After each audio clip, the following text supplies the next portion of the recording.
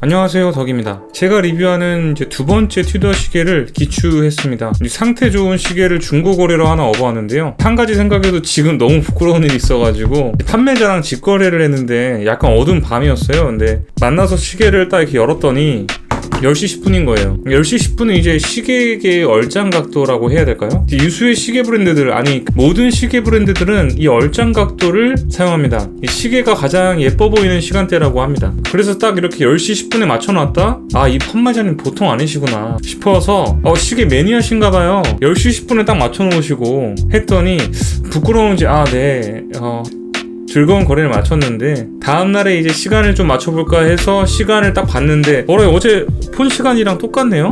근데 시계를 맞춘 적이 없는데 가만 생각해보니까 어제 거래한 시간이 그냥 10시 10분이었던 겁니다. 완전 헛드립 치는 또라. 이 튜더라는 시계는 세상 만인들에게는 아직도 듣보잡 시계입니다. 근데 이제 시계판에서는 진짜로 핫한 브랜드 중 하나라고 생각합니다. 튜더를 한마디로 정의하면 마감이 깡패인데 아빠도 깡패. 일부 사람들은 좀 이제 튜더의 출생 스토리에 약간 질색팔색하는 분들이 계십니다. 그도 그럴 것이 이제 그런 분들은 아마도 이런 이유이지 않을까 싶은데요.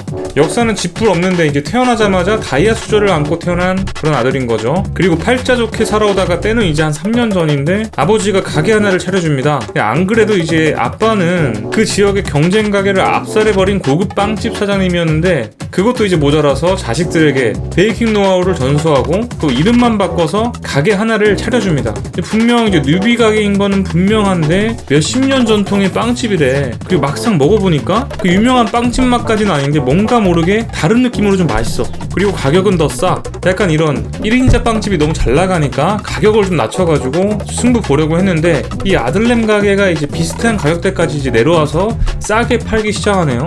그 동네에 2, 3인자 자리에 있던 경쟁 빵집마저 그 다이어 수저 빵집에 비교되기 시작하는 거죠. 냉정히 말해서 이제 그럴만한 맛으로 이제 비교당하는 거는 냉정한 섭리입니다만 얼마나 얄밉겠습니까? 근데 이제 왜 굳이 이렇게까지 할까요? 롤렉스 가격대 이하의 브랜드 시장은 엄연히 다른 리그고 규모도 정말 어마어마합니다. 스위스 시계 브랜드별 2019년 시장 점유율을 보면 롤 오름 팟가 순서로 5강 구도가 형성되어 있는데 그 와중에 롤렉스 파이, 여기서 오른테, 그러니까 요 세 브랜드 오메가 론진, 태그 오이어 이 세 브랜드만 더 끌어와서 먹으면 얘네 입장에서 얼마나 맛있을까요? 이건 진짜 제가 봐도 롤렉스 그룹의 욕심이 개쩌는 부분인데요. 요 가격대까지 점차 지배를 해버린다면 테슬라 우주선에 태워보내서 이제 우주로 진출할 일만 남을 정도. 그럼에도 튜더를 좋아하는 이유, 이미 아시겠지만 저는 튜더를 좋아라 합니다. 첫 번째 이유는 일단 튜더는 마감이 깡패입니다. 아무리 그래도 이제 언제나 그랬듯이 그란더 세이코 앞에서는 이제 마감 얘기를 좀 쉽게 할 수 없겠지만서도요, 기본적인 마감도 다 해주고 브레이슬릿에서는 또 압도적 퀄리티를 보여주니까 저는 감히 1000만원 이하 롤렉스를 제외한 브랜드 중에서는 튜더의 부슬이 가장 좋다고 생각합니다. 그리고 디자인적인 아이덴티티, 어디까지나 이제 롤 따까리지만 여느 오마주 브랜드 같은 코스프레 놀이, 색칠 놀이가 아니라 본인들만의 빈티지함은 제대로 살려줄 수 있으면서 세련미를 줄 수 있는 그런 뉴트럴한 매력으로 쭉 밀고 나가고 있습니다. 그리고 이 특이한 형태의 시침초침인 스노플레이크 핸즈까지 이 컬렉션에 두루두루 배치되어서 아주 예쁘고 좋습니다.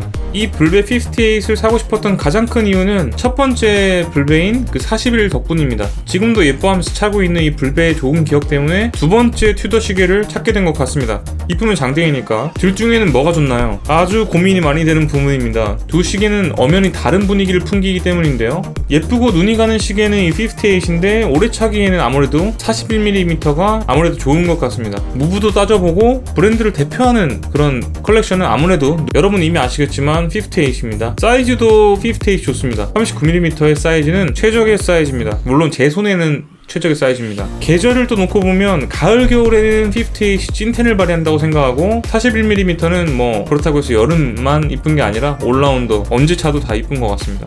둘 중에 꼭 하나 남겨놓고 싶다면 저는 블랙베이 41mm를 가지고 싶네요. 많이 차다가 이제 이 시계가 좀 단순하게 생겨서 쉽게 질리기도 하는데 많이 차다가 좀 지겨워지면 한 2주 풀어놓고 있다가 다시 보면 또 예쁘거든요. 구매자를 위해서 두 시계 중에 주목할 포인트를 한번 말씀드리자면 그냥 간결하게 이 심장인 무브먼트에서 차이가 좀 큽니다. 41은 본명 무브 에타 2824고 58은 크로노미터 인증된 자사 무브먼트인 NT560이, 그리고 브레이슬릿의 착용감을 놓고 보자면 58이 조금 더 좋습니다. 좋습니다. 왜냐면 41mm는 통짜로 21mm로 쭉 가버리니까 이렇게 좀 무겁고 불편한데 반해서 58은 조금씩 얇아지는 형태를 보이고 있기 때문에 안쪽이 좀 얇아지다 보니까 확실히 편한 것 같아요. 41보다는 당연히 36이라고 생각하시는 분들이 분명히 계실 거예요. 근데 그런 분들 많이 계십니다. 저를 포함해서. 근데 막상 차보니까 좀 많이 작아 보여요. 생각보다. 요 인서트 때문인가 좀 비율 때문인가 조금 더 아기자기하게 작아 보이기도 하고, 저는 고민을 정말 많이 했는데 여러 시차 끝에 적응을 못했습니다. 그리고 또 결정적으로 36 모델은 브레이슬릿이 17.5cm까지만 지원이 되거든요. 브레이슬릿에 여유가 좀 없어요. 그냥 저한테 완전 딱 맞게 나온 건데 중요하다면 중요할 수도 있고, 아무튼 그래서 41mm를 갔습니다. 후회는 하지 않습니다.